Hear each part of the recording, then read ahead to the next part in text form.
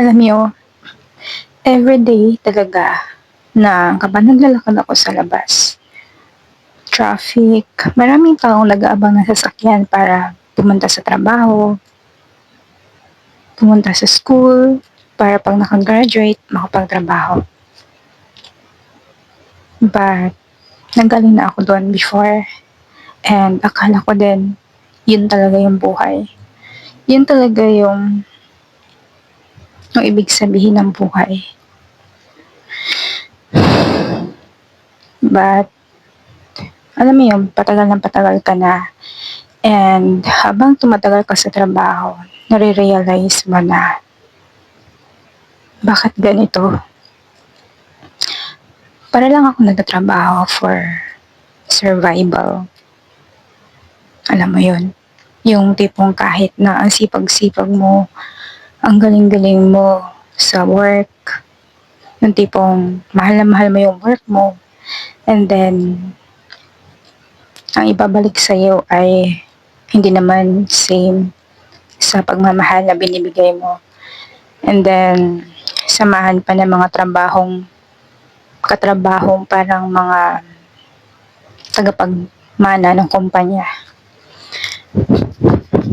Everyday talaga, everyday kong nararanasan yung gano'n na hindi ko gusto yung gano'n.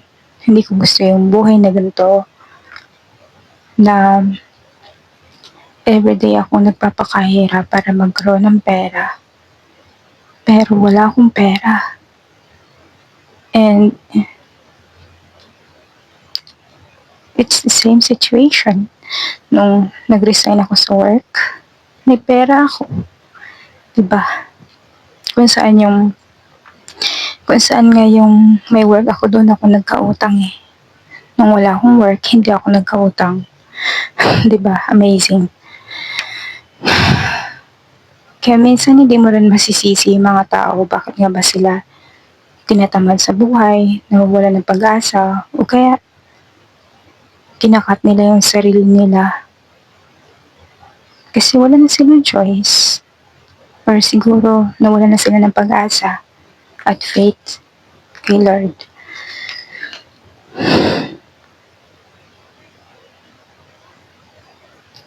Basta, nandito talaga ako sa point ng buhay ko ngayon na hindi na talaga ako nagkakaroon ng spark at hindi ako naiinggit sa mga may trabaho.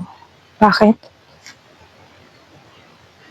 Kasi, yun nga, sinabi ko, nanggaling na ako doon before and may position man o walang position sa trabaho is pare-pareho lang. Pare-pareho lang silang lahat nangungutang and nagsistruggle pagdating sa pera. So, what's the point, diba? What's the point of working na just for survival? For kung survival lang naman na pag-uusapan, nabubuhay naman ako eh. Nabubuhay ako. I can eat 3 times a day at meron pang merienda kung survival lang naman ang pinag-uusapan dito. Diba? Imagine, nag-aral ka, ang mahal-mahal ang binayad mo sa school, tapos pag nagkapagtrabaho ka na, gagalitan ka lang, tapos ang sweldo is kukunti lang, diba? Parang hindi pa nabayaran yung mga ginastos. Parang nawala ng sense.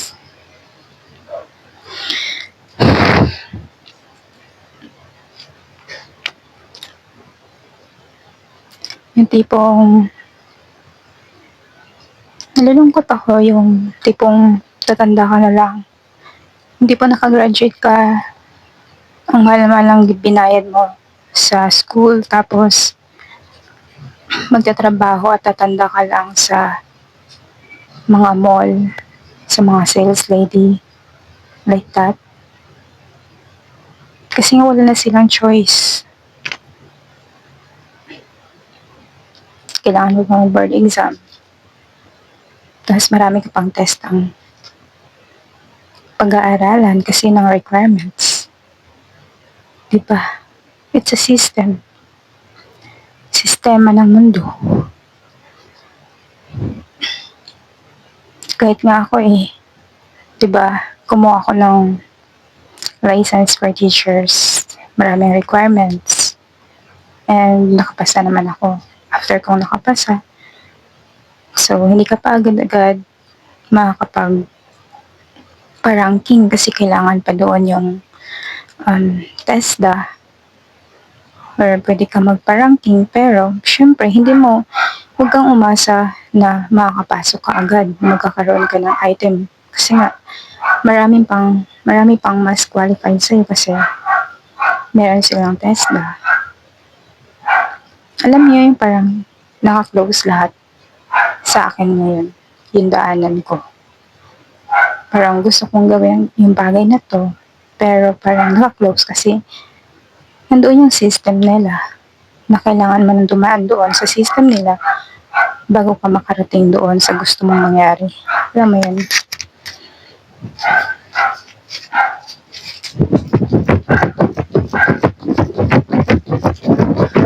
It's hot.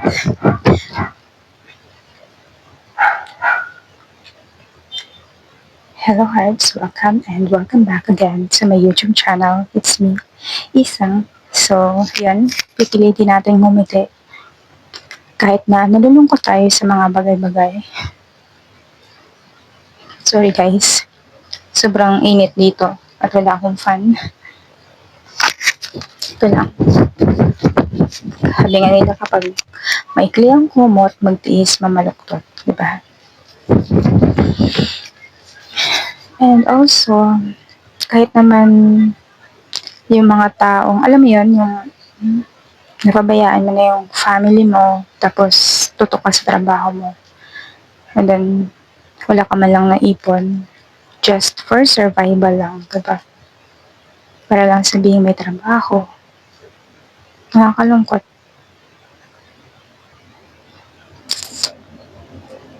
Kaya, sinasabi ko paulit-ulit na kung survival lang din naman ang pag-uusapan, nakaka-survive naman ako kahit wala akong work. But, I'm not saying na for my whole life is hindi ako maghahanap ng pagkakakitaan. That's why I'm trying na mga bagay-bagay na possible na magiging masaya ako, na kahit na it's for survival, at least masaya ako, diba? Kasi kung for survival lang din naman, at doon ako, ginugugol ko yung oras ko sa ibang tao at wala akong time sa family ko, sa sarili ko, hindi i-survival ko na lang para sa sarili ko at sa family ko, diba? Sa mga mahal ko sa buhay, nagkakaroon ako ng mga time. Unlike before na sobrang gugol ako sa trabaho. Wala lang time sa family. And then, wala din savings. For survival pa rin ang nangyayari. Kaya nakakalungkot. Talaga, nakakalungkot isipin. And, alam mo yun, kaya rin kahit na sobrang dami ng, alam mo yun, kahit mataas ang posisyon or malaki yung sahod, pero yun nga, wala pa rin silang time sa family. At alam mo yun, darating tatanda na lang sila, mag-retire sila na na-miss out nila yung time na kasama nila yung family nila or yung time na dapat ng mga kabataan niya is pwede siyang magpahinga, diba? Although gano'n naman talaga na ginawa naman talaga tayo para mag-work. But, yun nga, parang nadagdagan. Siguro it's okay to work. Pero dapat hindi gano'n ka, alam mo 'yun, yung maraming pagdadaanan na maraming system, na maraming papel na kailangan mong pagdaanan. And then kapag hindi mo na-provide yung mga papel or requirements na yun, na minsan wala ka naman pera na i-produce yun. So wala mangyayari sa buhay mo, 'di ba? Ganun ka na lang kasi it's a system na kapag hindi mo ginawa, walang mangyayari sa buhay mo. Basta every time na lang, every time, parang I am here, parang nandito ako sa mundo na to, pero parang out of place ako. Kasi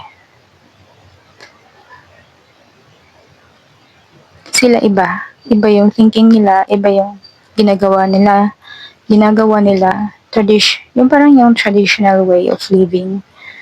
Well, sa panahon ngayon is, alam mo yun, masyado ng upgrading yung buhay ng mga tao, pati na rin sa ways of living and also sa work.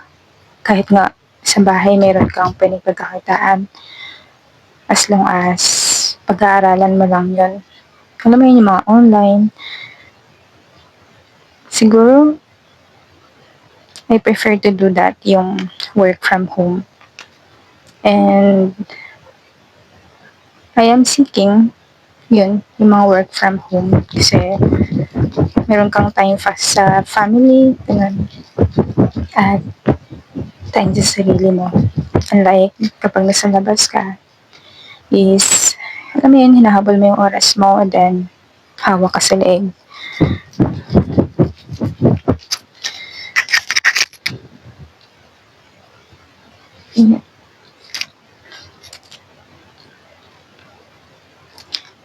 Hindi ko alam kung ako lang ba yung ganito. Ako lang ba yung may thinking na ganito? Na sobrang ingay at gulo ng paligid mo. Punta dito, punta doon, to work. But then, pag-uwi sa bahay, depressed, stress, pagod. Wala lang time sa family. Walang time sa sarili. Pinipiga ng ka-workmates. Sinisigawan ng boss. Pinapagalitan ng boss. At yun nga, wala lang time sa family nila. And a lot of utang. And then, nasa survival. Diba, nakakalungkot. But I am not discouraging you na huwag kayong mag-work kasi it depends naman sa situation nyo. Just like, kunyari may anak kayo, so kailangan nyo talagang mag-work kasi kung nandito na rin naman tayo sa survival mode, di ba? Kailangan nyo i-survive yun. I-survive nyo yung family nyo. Sa akin kasi, nasa survival state ako na gusto kong i-pursue yung dream ko. Dahil nasa survival mode naman din na lahat tayo, di ba? So, why not, di ba? Na to follow my dream here on YouTube. Total survival mode naman ang usapan natin. Di ba?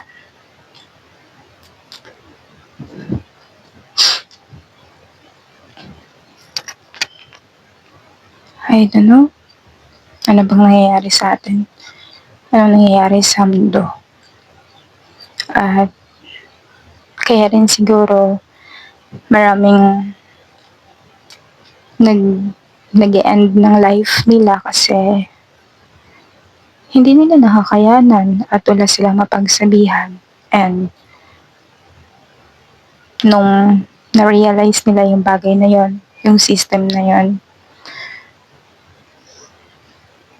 nag-end na lang sila agad ng buhay nila kasi wala silang support system.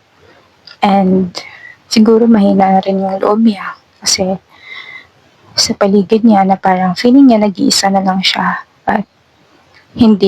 at naiiba yung ginagawa niya sa ginagawa ng karamihan. Yung fina-follow yung system ng paligid.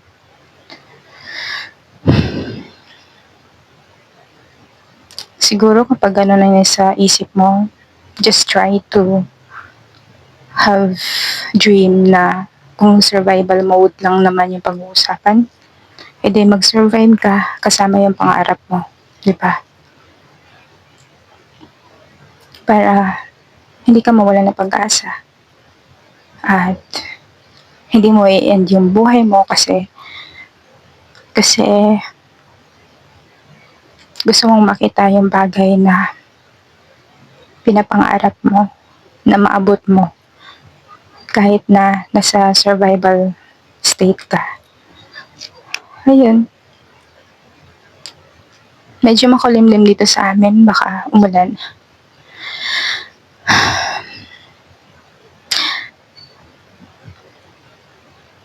I think that's all for today. Anyway, my name is Isang and don't forget to hit the like and subscribe. Bye bye.